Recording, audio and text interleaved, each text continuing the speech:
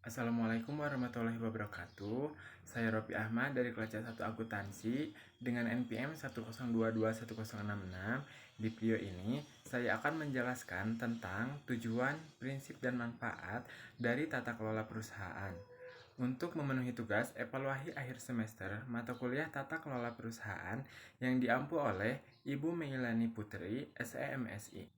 Tujuan dalam perusahaan, penerapan tata kelola perusahaan yang baik atau good corporate governance sangat penting sebagai salah satu proses untuk menjaga keseimbangan usaha perusahaan dalam jangka panjang dengan mengutamakan kepentingan para pemegang saham atau shareholders dan pemangku kepentingan atau stakeholders.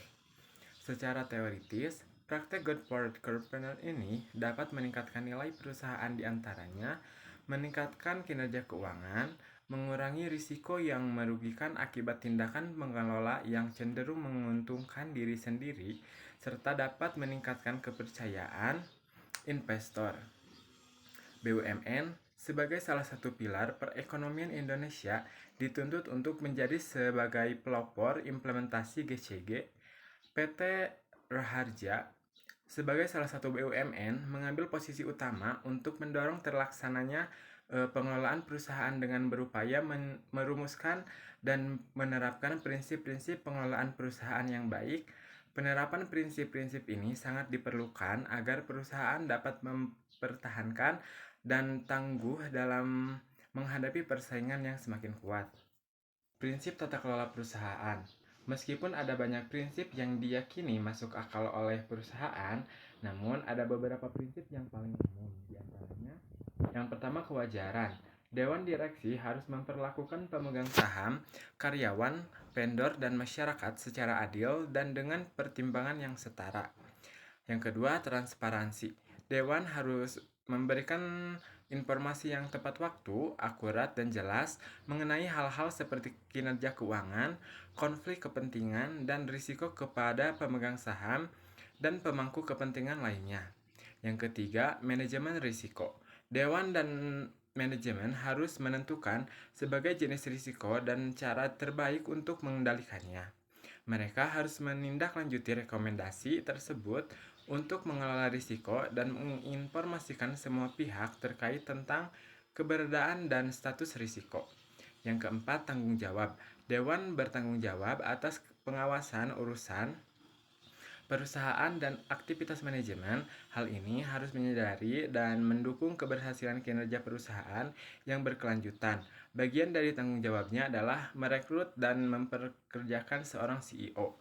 Ia harus bertindak demi kepentingan terbaik perusahaan dan investornya. Yang kelima, ada akuntabilitas. Dewan harus menjelaskan tujuan kegiatan perusahaan dan hasil pelaksanaannya. Ia dan pimpinan perusahaan bertanggung jawab atas penilaian kapasitas, potensi, dan kinerja perusahaan.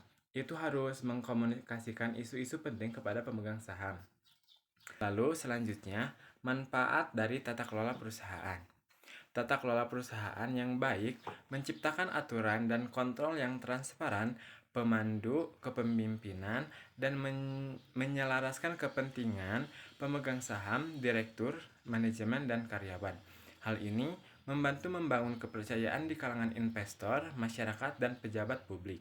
Tata kelola perusahaan dapat memberikan investor dan pemangku kepentingan gambaran yang jelas tentang arah dan integritas bisnis perusahaan. Hal ini mendorong kelangsungan finansial, peluang dan keuntungan jangka panjang. Hal ini dapat memfasilitasi peningkatan modal. Tata kelola perusahaan yang baik dapat menyebabkan kenaikan harga saham. Hal ini dapat mengurangi potensi kerugian finansial, pemborosan risiko, dan korupsi. Ini adalah rencana permainan untuk berketahanan dan kesuksesan jangka panjang.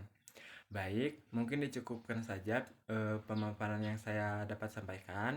Mohon maaf bila ada kesalahan. Wabillahi taufiq wal hidayah. Wassalamualaikum warahmatullahi wabarakatuh.